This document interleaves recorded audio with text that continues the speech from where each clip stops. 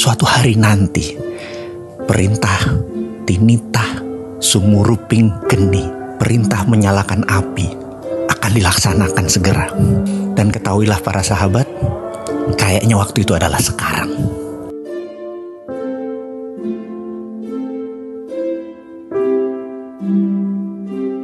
Saya dulu ketika lagi tidur adalah cerita perintah Sunan Bonang untuk melaksanakan yang namanya sebuah perintah yang namanya apati geni, perintah mematikan api.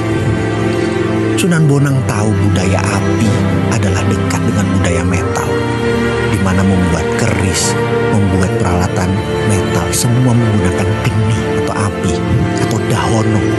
Perintah apati geni adalah perintah mematikan api. Ketika Belanda tahun 1470-an di abad 15 sudah akan menguasai Indonesia, Sunan Bonang tahu apa yang akan terjadi. Mereka pasti bukan akan mengambil sekedar rempah di Indonesia, tapi akan mengambil budaya metal.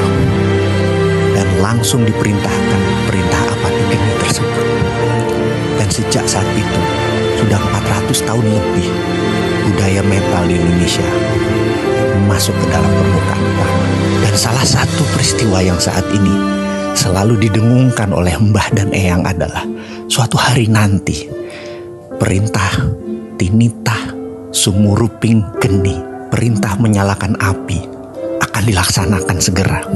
Dan ketahuilah para sahabat, kayaknya waktu itu adalah sekarang.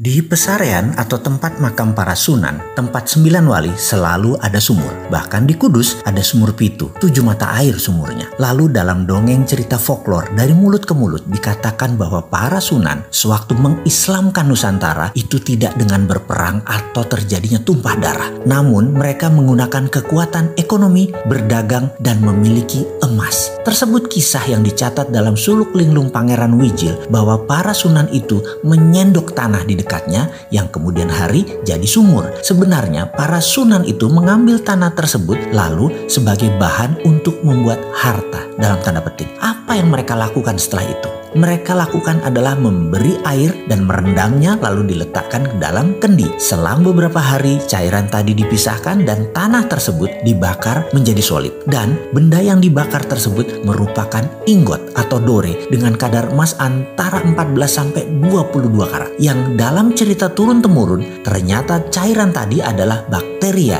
atau kalau dalam bahasa modern dalam ilmu patologi itu adalah bioengineering. Para sunan memisahkan unsur logam tadi menggunakan bakteria. Para sunan melaksanakan bioengineering jauh sebelum dunia mengenal mikroba, virus, bakteri, di mana mereka menyebutnya dengan istilah lelembut. Saking halus dan kecilnya, ini bukan makhluk halus seperti jin, setan, dan segalanya. Ini adalah makhluk kecil super nano yang bekerja menurut hukum alam. Inilah yang menjadi kunci sukses bermain di bidang metalurgi yang harus dicari oleh generasi anak bangsa Nusantara, kekayaan ilmu teknologi logam.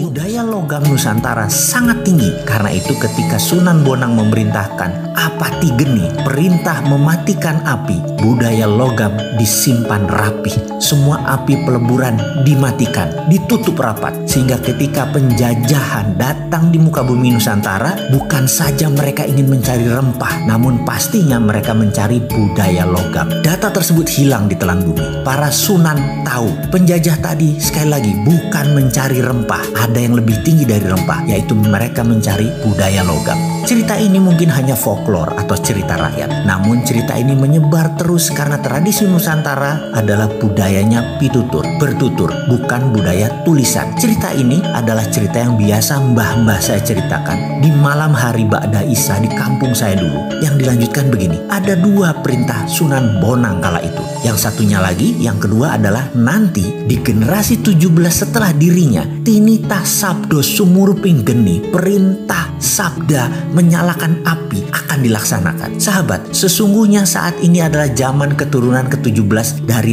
Trah Kasunanan. Jadi sekedar mengingatkan, waktu itu adalah sekarang.